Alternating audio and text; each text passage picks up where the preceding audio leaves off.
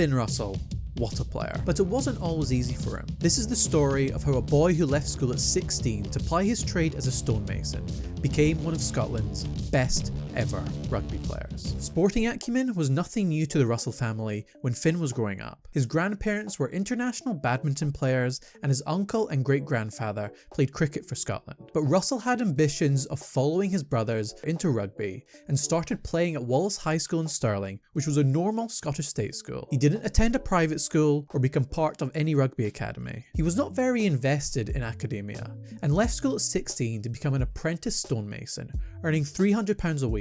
At this time, Russell only had aspirations of finishing his apprenticeship and becoming a stonemason. What his sporting life would become was beyond his wildest dreams. But on cold December days, he did have regrets. Getting up at 7 AM in -12 degrees, needing to brush snow off the stone before working it with a saw that would throw dust into the air that would make his entire body freeze. He thought there must be more. Due to a lack of first team appearances at Stirling, he took a big decision and dropped down a division to Second Flight Falkirk to gain more experience for a last chance at professional rugby. Saying in an interview, "I knew that if I didn't do anything at Falkirk, I was just going to be playing rugby as a hobby and working as a stonemason." But the head coach Bob Wiley noticed his talent very quickly and told Russell that at the end of the season, he had to leave and play for a better team so that he could develop. Russell gives him a lot of credit for that and now considers him a close friend. He attributes a lot of his success to Falkirk and appreciates the chance he was given with the club. While working his trade during the week and earning £50 starting on the weekends for the first 15, he flourished. Learning how to control a team of men for the first time, and off the back of a great season, the Scotland Under-20s head coach Peter Wright became aware of Russell and took him to the Under-20s World Championships in the summer of 2012, where he would actually find himself playing at 12 as he was behind now Italian international Tommaso Allen and ex-Edinburgh fly half Harry Leonard at 10. Scotland would go on to lose all their group games but beat Italy and Samoa in the knockouts to finish 9th in the overall table. After his performances at the Under-20s Championship, he moved to Ayr in the Scottish Premiership, where he would play as the first team fly half. He helped Ayr become part of a unique group of clubs in winning the league and cup double that season. Due to his strong performances in the Premiership, he was offered a rugby apprenticeship at Glasgow Warriors. But it wasn't so simple. You see, he was in the third year of his stonemasonry apprenticeship and was only being offered £10,000 a year by Glasgow when he was on over £15,000 at his current apprenticeship, and he had a car to pay off. But for Finn, there was only one choice. He grabbed his last chance at professional rugby and left his apprenticeship as a stonemason to become a full-time rugby player at Glasgow Warriors, with his parents covering the repayments for his car. During his first season at the club, he got injured, but in 2013 he was selected for the McPhail Scholarship, which saw him go to New Zealand for a 5-month intense rugby program, which was designed to take advantage of New Zealand's elite rugby coaching programs and sharpen up the skills of potential future Scotland internationals. This has been a fairly successful program for Scotland over the years, with players like John Barclay, George Turner and Johnny Gray being other notable Scotland internationals to partake in the scholarship. Russell joined Lincoln University, but it wasn't his skill on the pitch that surprised John Haggart, his coach in New Zealand, it was his energy. Saying he wasn't immature in any way, but he was a young lad who knew he was out on an adventure and wanted to experience whatever life could offer him. He was relaxed about everything and nothing fazed him. Lincoln were not a force within Christchurch,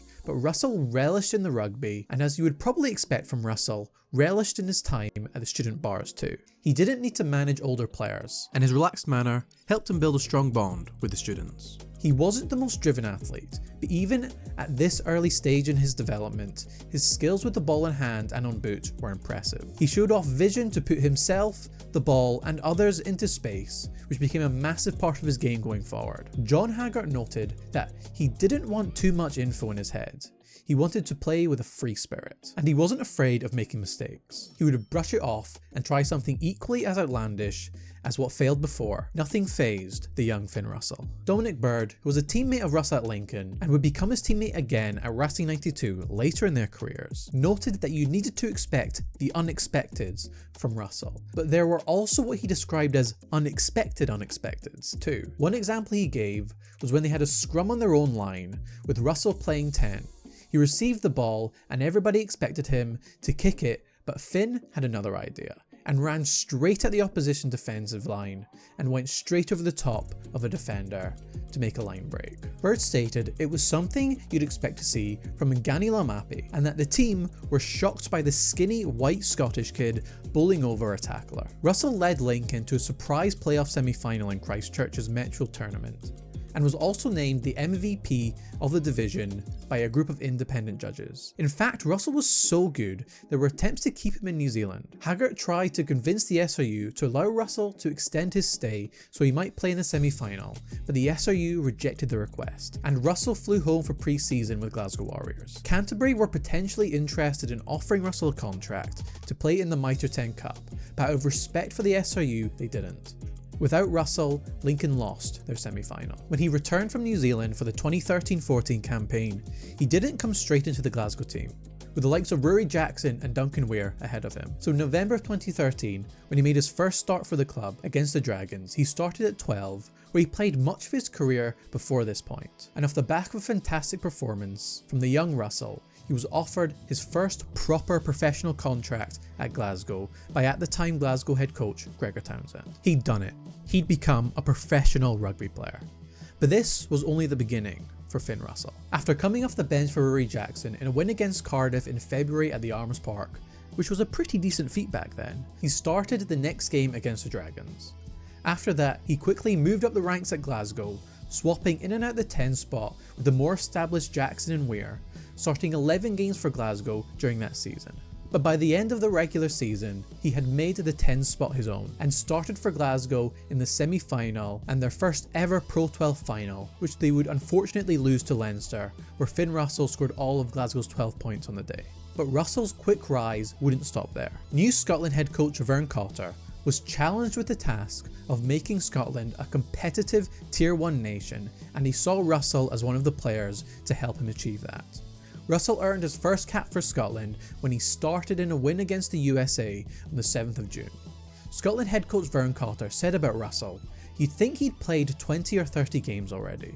He was composed, he kicked well out of hand, he directed play well and defended." Finn Russell would reach new heights in the following season. He continued as Glasgow's starting 10 in a season where his performances were the difference for Glasgow on many occasions. In the last game of the regular season, Russell scored 22 points for Glasgow against playoff rivals Ulster to secure a home semi-final, but it didn't stop there. Glasgow would again beat Ulster in the semi-final 16-14 and progress to the final, where they were determined to fix the wrongs of the season before. They would meet Irish powerhouse Munster, who were looking to win their 4th title, but Glasgow came away the winning side 31-13, which is cool because it's a palindromic scoreline. Just me? Okay. To become the first Scottish team to win the Pro 12, now known as the United Rugby Championship. His season for Scotland, however, was less successful. Despite a good showing in November of 2014, beating Argentina and Tonga and running the All Blacks close in a 16-24 defeat, the Scots were whitewashed in the 2015 Six Nations after giving away a 79th minute penalty try to Italy in the last game at Murrayfield. But people started to notice Russell's talents. After a successful World Cup campaign for Scotland, where it's frankly shocking that Russell even has a career after Duncan Weir absolutely shredded apart the South African defence, it would end in heartbreak against Australia, where they lost to a last-minute penalty against the World Cup finalists. Russell continued to improve for club and country throughout the following seasons, making it to the semi-finals for Glasgow twice in the league and leading Scotland to famous victories over the French in 2016, Ireland and Wales in 2017, and their first Calcutta Cup win in 10 years in 2018, where he played at the English defence like a fiddle, which had French giants Racing 92 come knocking. And it was here he would earn his reputation.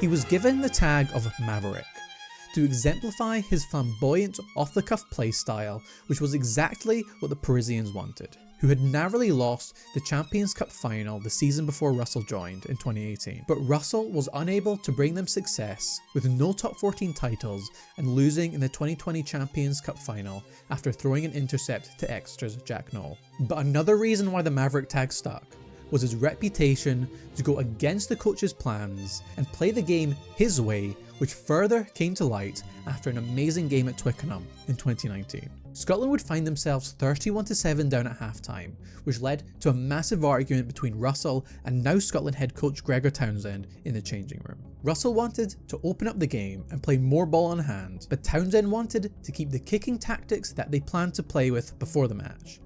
But Russell was the guy on the pitch, and he went against his coach's wishes and nearly created one of the greatest comebacks in sports history. Scotland came flying out of the blocks at halftime. Darcy Graham would score quickly after the break, and Magnus Bradbury would score again only a couple of minutes later. Graham would get a second of the night not long later after an amazing pass from Russell to Sean Maitland, who put the wee Hoik man into the corner. The score was now 31-24, and Scotland fans were starting to believe. But it would get even better than that when 2 minutes later, Russell would intercept a pass from England fly half Owen Farrell and went clear under the post to level the game 31-31. And then some magic from Russell, where he played a dummy with his f***ing eyes, put Sam Johnson into a hole, who then seemingly stepped every England player on the park and put Scotland in the lead with only 5 minutes to play. But right at the end, England's George Ford would score under the post to level the game 38-all, the highest scoring draw in international rugby history. In the post-match interview, Russell mentioned the argument with Townsend, which cemented his reputation as a maverick, and would foreshadow the issues he and his head coach would have in the future. But he was always more than that maverick tag. There are many reports from his teammates and coaches about him being the first one to start analysis and the last to leave. His style of play and smile on the pitch lead many to believe he isn't serious about the game. But the reason he does what he does is because in his analysis he spots weaknesses nobody else does and has the skills and belief to take advantage of them. But his Scotland head coach had had enough of Russell's antics, on and off the pitch.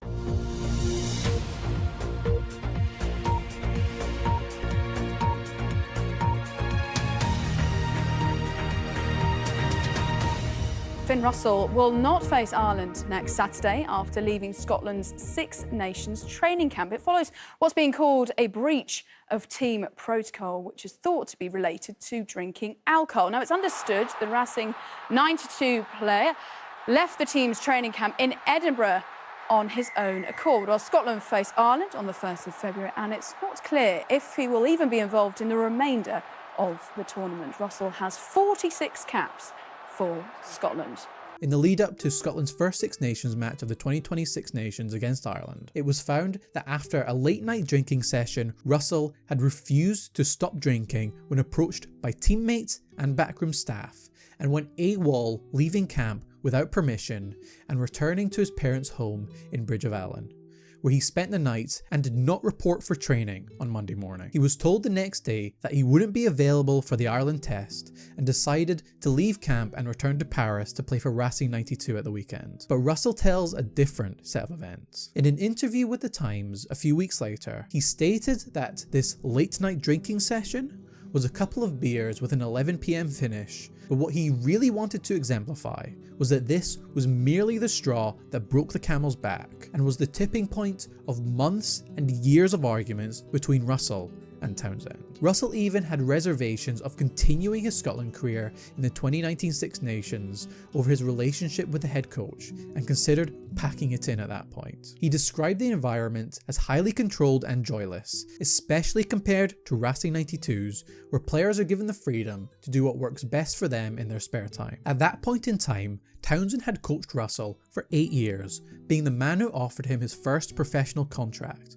But Russell stated he didn't really know him at all and had much better personal relationships with the coaching staff at Racing 92, despite his limited French when he first joined the club, and with his previous Scotland head coach Vern Cotter. But I imagine that's excluding rabbit-related incidents. Saying that, on the pitch or during training, Cotter was the coach, but he could have a good chat and blather with him after training, like he was a friend or family, and he understood that after a game, it's your time to do what you need to do. The situation wasn't about him wanting to have a drink, it was about respect, trust, and control on and off the pitch, and wanting to be treated like an adult. Russell was annoyed by the environment and had been trying to change it, but Townsend was having none of it. The same response came when Russell wanted to be involved in the tactical response at halftime against England the year before, which further worsened their relationship, which Russell described as not really existing. He had messaged Townsend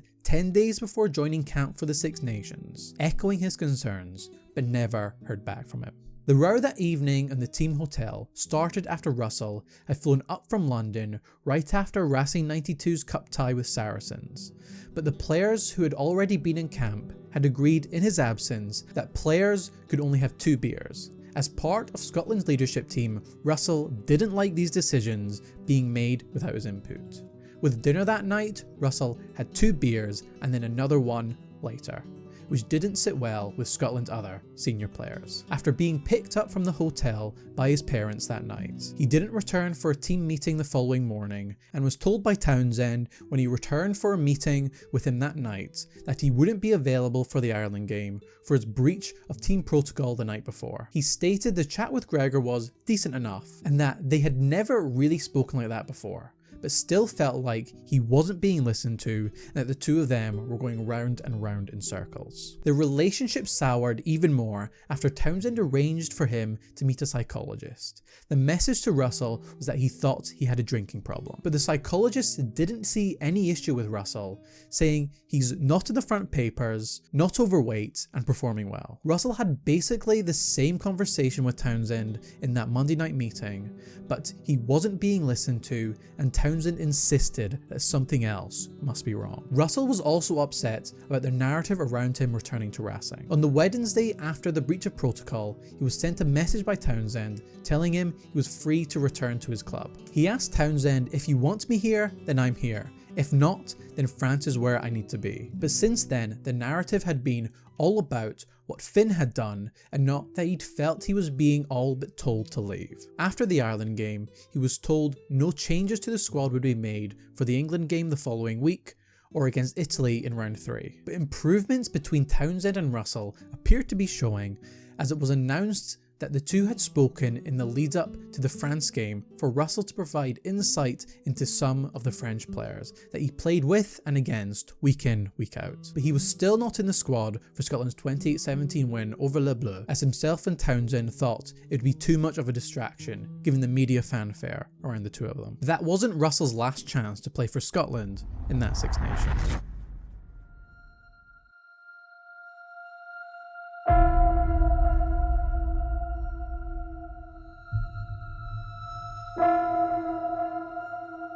From this evening, I must give the British people a very simple instruction.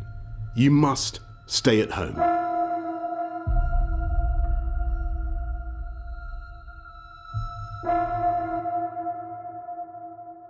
Due to the lockdowns all across the world, the Six Nations was suspended until the autumn of 2020, where Finn would finally make it back into the Scotland squad in a win against Wales at Parc y Scarlets. But this wouldn't be the last of his troubles with Scotland head coach Gregor Townsend. 2 years later, in October of 2022, Gregor Townsend announced his Scotland squad for the upcoming November internationals, and one name was missing: Finn Russell. With Blair Kinghorn, Adam Hastings and Ross Thompson all being named ahead of him as fly halves, the fans were perplexed.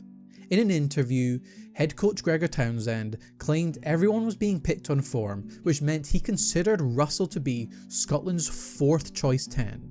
So it was obvious there was more to it. He was initially dropped from Scotland's last game in the 2022 Six Nations after being one of 6 players to breach team protocol and go on a night out after their win over Italy, and missed out on Scotland's tour of Argentina and Chile due to being given a rest. It was even a surprise to the Racing 92 coaching staff, who described Russell as their X-Factor player from the start of the season and seriously impressive on every level. Blair Kinghorn took the reins at 10 in their opening November test against Australia. But the next week against Fiji, Adam Hastings took the 10 jersey and put on an impressive performance in the first half and even scored a try. But horror would be waiting around the corner for Adam Hastings. In the 42nd minute, Hastings would attempt a dummy and get absolutely clattered by Ratulioni Rotusolia and need to leave the field, which was the start of a long run of injuries which didn't see him return to play until 2024.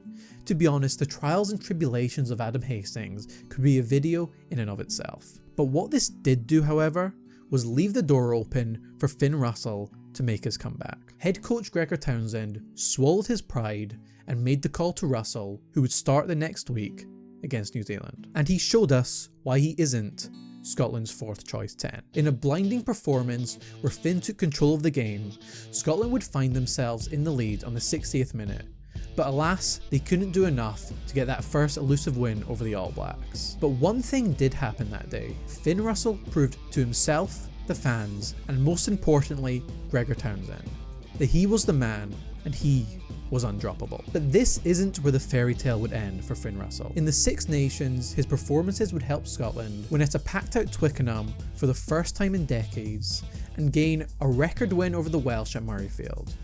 But after another disappointing World Cup, where Scotland would be going home after the pool stages again, his redemption on the international stage would be complete, when he was named co-captain alongside Rory Darge for the 2024 Six Nations. The man who was kicked out of camp because he wasn't responsible enough, who was left out the squad because he wouldn't play the way the coach wanted him to, was now his captain. In many ways, Finn Russell's journey is as unlikely as it is inspiring.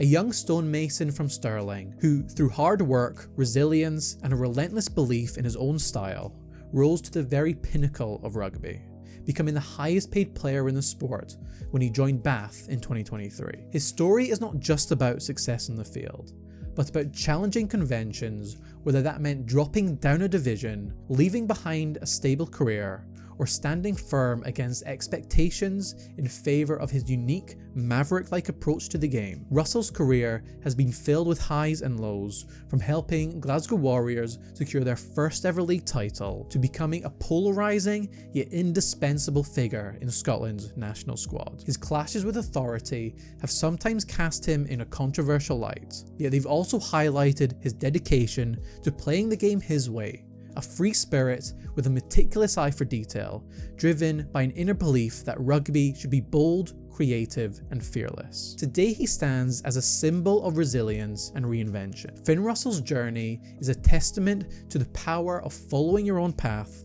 no matter the odds, and an example of how greatness often lies side to side with risk and authenticity. From stone dust to superstar, Russell has not just become one of Scotland's greatest ever players, he's carved out a legacy that will endure the test of time. Unlike the legacy that Eddie Jones left with Australia, that you can learn all about by watching this video right here. Thanks for watching.